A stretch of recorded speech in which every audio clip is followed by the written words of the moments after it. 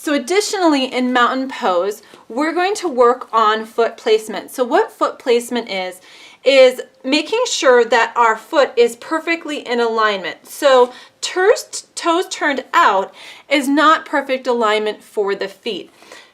Toes are going to be straight forward. However, that's kind of subjective because for some people, if they have bunions, their toes don't face straight forward. They literally face sideways. So when you say toes straight forward, the toes actually aren't in their proper place to begin with.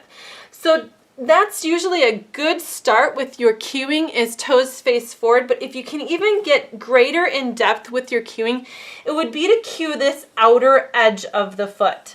Okay, so another cueing option would be is when you look down, you should see ones. They should look exactly like the number 1, where if they're turned out a little bit, they're not going to look like ones because they're going to be angled slightly.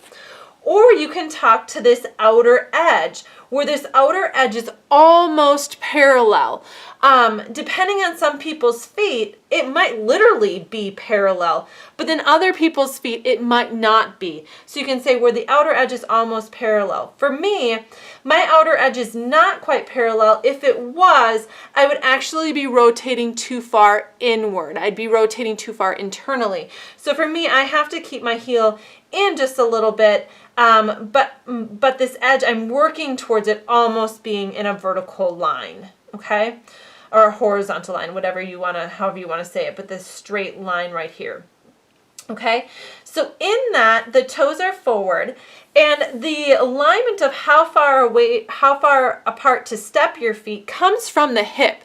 So you got to go from the center of your hip, and you're going to draw a line down the center of your knee, and then you're going to go center of your ankle, and that is the placement of your foot.